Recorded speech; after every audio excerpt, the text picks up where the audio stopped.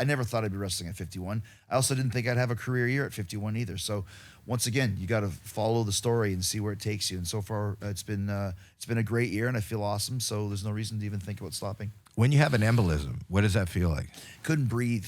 Like literally, I was on stage with Fozzy and I couldn't sing. I couldn't catch my breath. And I was like, this is weird. And I started hearing a blood clot because I talked to a couple doctors that I knew here. And lo and behold, I had a day off in London, went got some blood tests, and they said, you got to go right to the hospital. You've got blood clots, pulmonary embolism, which, I mean, people die from that. So you're in the hospital. Yeah, in London, in a foreign country, right before Christmas. What do they do for you? How do they? Well, right away, you got to start getting blood thinners. And they bring this freaking needle and they stick it right in your thigh. And it's like, and the blood thinners got to get in there right away to start tearing them apart, essentially.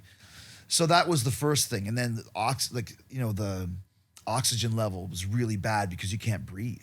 And that's something I think during COVID time, everyone was checking their oxygen level. It's supposed to be at like 99 or 100. Yeah. Mine was like down at like 92.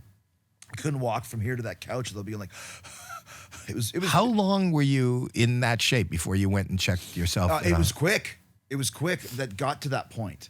So at the beginning of the tour, the first 3 shows were great. 4th one, I started feeling weird, and I lasted about another 3 days after that before I went to the hospital.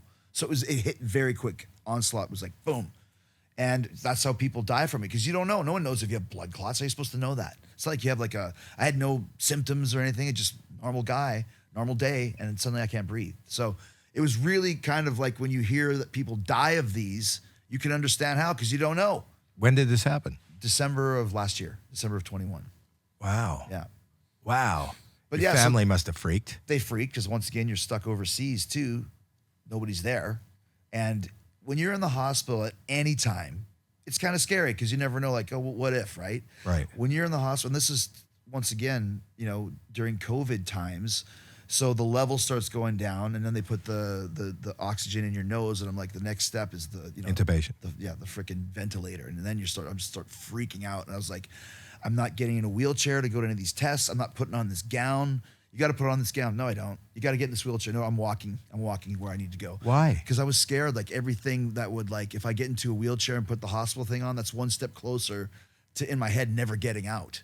Like I was reading. So you're sitting there fully dressed, getting all these? Well, I had gym shorts and a tank top or whatever it was. I just didn't want to accept the hospital gown. Like it just, all of it was just in my head. Like, what if I never get out of here? What if I don't get out of here? And you start thinking that way. It's freaky.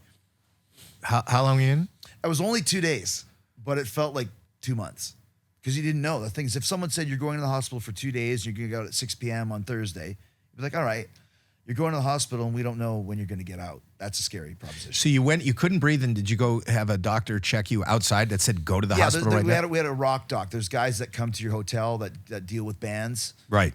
So we had the rock doc come see me. He took some blood, and then 3 hours later I was supposed to go for a heart test. He goes, no heart test, you're going straight to the hospital. So you go to the ER? Yeah, go right into the hospital. And thankfully it was with it's called a medical concierge, which is like a company that takes care of everything. You don't have to call for appointments. You don't have to book yourself. Oh, the lights just went out. It's okay. This is because the story. The story is like, now we got to really get serious. Can we dim the rest of the lights too, please? Everything went out. There we go. Is that better? Yeah, it's better. Thank you. Good. But yeah, so it was like the rock doc came, go straight to the hospital, and so they organized the hospital for me, which was a nice hospital. So it was scary, but it could have been way worse. So, but yeah, so then once you get out of the hospital. Well, wait, so let's go. You're in the hospital. Yes. They're asking you to put on the gown. They're saying, they give you this thing on there's got to be a period where you go, saying, I don't know where the fuck this is going. Yeah. How long before it started getting better? Or what did you notice? If somebody came in? Yeah, so like I said, they couldn't have been better as far as treatment, all that stuff. So the next day they said, if these levels in your blood go down, that shows that the blood clots are dissipating. You can leave. Please let me get out. Please get no. Sorry, you have to stay for another day. Fuck.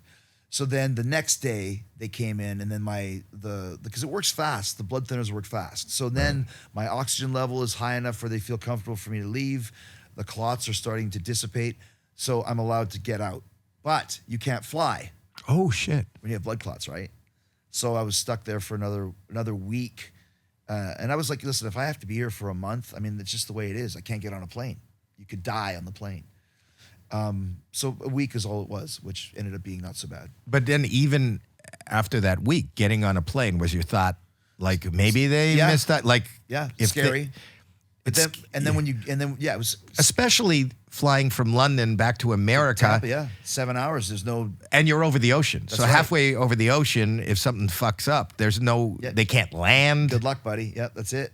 Were you So- thinking about that on the flight? I was, but I was dealing with like the head of pulmonary, whatever it was called, pulmonary medicine in London. He was a professor. This guy was a top level guy. And when he said you can fly, that's when I said, okay. Because I said, dude, I don't need to go home. Like, I'll stay here for Christmas if I have to. And he's like, I'm not going to let you get on the plane unless you're absolutely certain to be okay. So once he finally gave me the check mark, I was cool. So are you still on blood thinner? No. So what happened was, then that's what I kind of incorporating the original question. It was then I went and got everything: lungs, heart, blood levels, cholesterol, colonoscopy, like, whatever needed to be done. I did it all. And everything was checked off, check. And then finally, about 2 months ago, I got taken off blood thinners and I have a clean bill of health, which is great. You're probably, like you said, healthier than you've ever been. Yeah, because I took the warning, right? You get a warning like that, you gotta listen to your body, and listen to the powers that be.